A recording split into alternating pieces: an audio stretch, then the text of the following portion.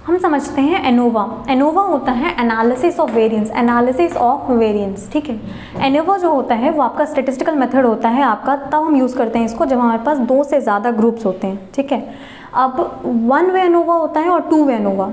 1 वे ANOVA होता है जिसमें एक इंडिपेंडेंट वेरिएबल है और बहुत सारे ग्रुप्स हैं। 2 वे एनोवा होता है जब आपके एक से ज़्यादा इंडिपेंडेंट वेरिएबल होते हैं। जैसे मान लेते हैं मुझे बच्चों के स्कोर के साथ उनका स्लीप ड्यूरेशन भी चेक करना है कि स्लीप और स्कोर में कोई कोरिलेशन तो नहीं है, तब हम यूज़ करते हैं 2 वे एनोवा। अभी हम समझते हैं 1 वे एनोवा कैसे सॉल्व करते हैं। तो सबसे पहले हम हाइपोथेसिस बनाते हैं। हाइपोथेसिस 2 तरीके की होती है, नल हाइपोथेसिस और अल्टरनेटिव हाइपोथेसिस।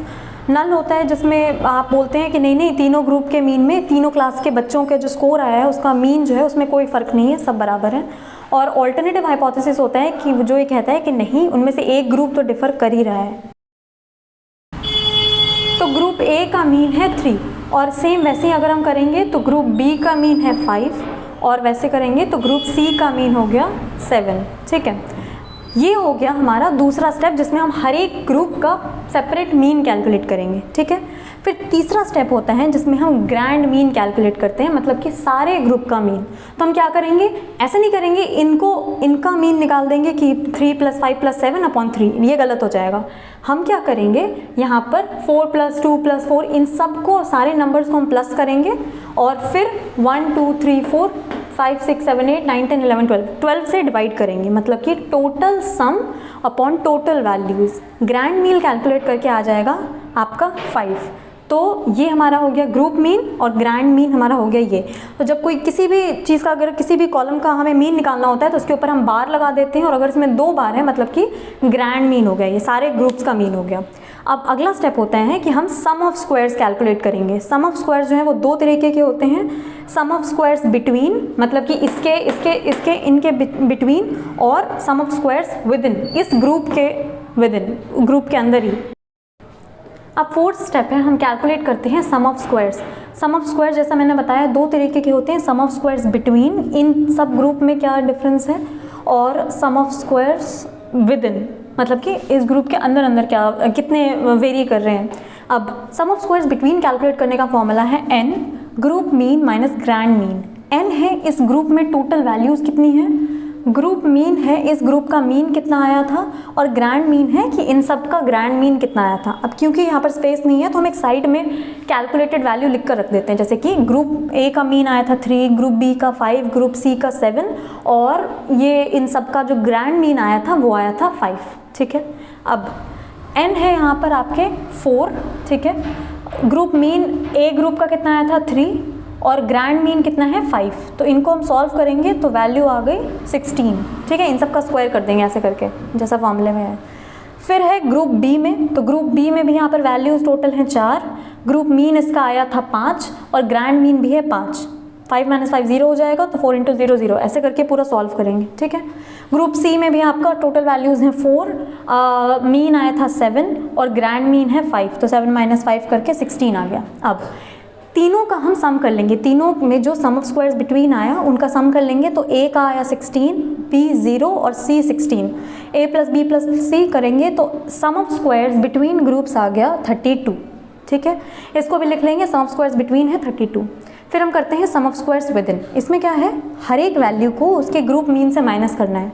जैसे ग्रुप ए में वैल्यू है 4 और इसका मीन आया था 3, तो 4 - 3 फिर उसका स्क्वायर, फिर 2 - 3 स्क्वायर, 4 - 3 स्क्वायर, ऐसे करके हम पूरी यहाँ पर कॉलम बनाएंगे। ग्रुप बी में करेंगे, ईच वैल्यू कितनी है 6, ग्रुप मीन है 5, 6 - 5 का स्क्वायर और फिर वैल्यू निकालेंगे। सेम वैसे ही दूसरी वैल्यू के साथ 4, ग्रुप मीन है 5, ऐसे करके हम पूरा बी का कॉलम बनाएंगे। फिर हम वैसे ही पूरा सी का कॉलम बनाएंगे। जो भी वैल्यूज़ आई हैं उनको प्लस कर देंगे सब में, और फिर अगर हमें सम ऑफ स्क्वायर्स बिटवीन पूरा निकालना है तो हम करेंगे 4 + 2 + 4। सम ऑफ स्क्वायर्स बिटवीन हो गया a + b + c, तो a में वैल्यू आई है 4, b में 2 और c में 4। इनको सम करते हैं तो sum of squares within groups आ गया आपका 10, ठीक है। तो ये सब लिख कर रख लेंगे। फिर ये हमने कर लिया है calculate sum of squares between groups कर लिया, विद इन ग्रुप्स कर लिया। अब हम कैलकुलेट करते हैं डिग्रीज ऑफ फ्रीडम। पहले हम कैलकुलेट करेंगे degrees of freedom between groups, degrees of freedom within groups. फिर degrees of freedom between calculate करने का फॉर्मूला है k - 1। k यहाँ पर है नंबर ऑफ ग्रुप, तो यहाँ पर 1 2 3 ग्रुप हैं तो 3 - 1 डिग्रीज ऑफ फ्रीडम बिटवीन आ गया 2, ठीक है, हमने यहाँ लिख दिया। फिर है degrees of freedom with in calculate करना है, तो इसका फॉर्मूला है n माइनस के। n है यहाँ पर टोटल वैल्यूज़ कितनी है, 4 4 8 4 12 वैल्यूज़ हैं, और k हो गया वही कि टोटल ग्रुप्स कितने हैं, तो 1 2 3 ग्रुप्स हैं, तो 12 minus 3 9। Degrees of freedom within हो गया 9। अब हम कैलकुलेट करते हैं mean of squares within groups और mean of squares between groups, ठीक है। तो सबसे पहले हम करते हैं मीन ऑफ स्क्वायर्स बिटवीन, इसको हम ना S2B भी लिखते हैं और इसको हम S2W भी लिखते हैं, ठीक है। अब इसको कैलकुलेट करने का फॉर्मूला है SSB अपॉन DFD, मतलब sum of squares between upon degrees of freedom between. SSB कितना आया था 32 और डिग्रीज ऑफ फ्रीडम आया था 2, 32/2, तो हमारे पास MSB कैलकुलेट करके आ गया 16, mean of squares between groups, ठीक है। MSB हो गया 16। फिर हम करेंगे mean of squares within groups, तो वो हो गया आपका same SSW upon DFW, sum of square within groups और degrees of freedom within group. SSW calculate करके आया था 10 और DFW कैलकुलेट करके अभी आया 9, ठीक है। इसको डिवाइड करेंगे तो वैल्यू होगी 1.11। MSB 16, MSW 1.11, ठीक है। अब हम फाइनली कैलकुलेट करते हैं आपका F रेशियो। F रेशियो आपका मदद करता है F ऑप्टेन पता करने में, जैसे कि हमने T टेस्ट में करा था T ऑप्टेन, फिर हम चार्ट में देखते थे T क्रिटिकल और उनको कोरिलेट करते थे T ऑप्टेन और T क्रिटिकल को, तो वैसे ही यहाँ पर हम करते हैं F ऑप्टेन और F क्रिटिकल। F ऑप्टेन पता करने का फॉर्मूला है MSB अपॉन MSW। MSB यहाँ पर हमने फाइंड करा 16 और MSW है 1.11, मतलब mean of squares between groups 16, mean of square within groups 1.11, इनको डिवाइड करेंगे तो वैल्यू आ गई 14.4, जो कि है F ऑप्टेन। F ऑप्टेन जैसे हम T ऑप्टेन पता करते थे, हमें F ऑप्टेन आ गया। अब हमें क्या करना है, टेबल में पता करना है F क्रिटिकल, है ना। तो F क्रिटिकल के लिए हमें 3 चीज़ें चाहिए होती हैं। सबसे पहला degrees of freedom between groups, degrees of freedom within groups और अल्फा। अल्फा क्वेश्चन में स्टार्टिंग में गिवन था 0.05, ठीक है।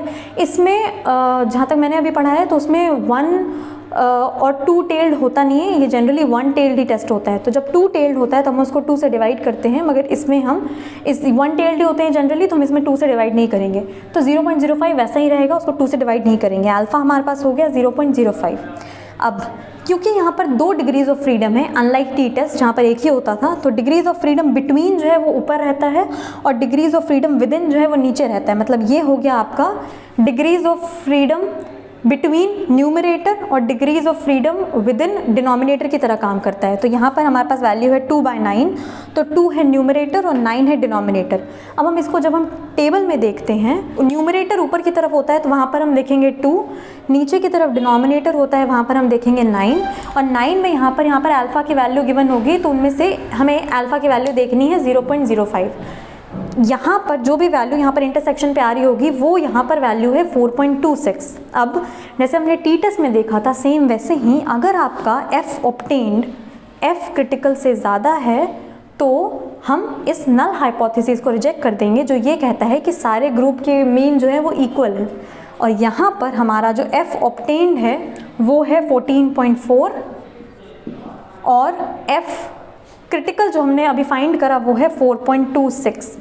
तो 14.4 आपका ज़्यादा है, हमारा F ऑब्टेन्ड ज़्यादा है, और F ऑब्टेन्ड ज़्यादा है तो हम रिजेक्ट कर देंगे नल हाइपोथेसिस को, कि मतलब इन तीनों ग्रुप में डिफरेंस है। हमें नहीं पता कौन सा अच्छा है कौन सा बुरा, बस डिफरेंस है, ठीक है। तो बस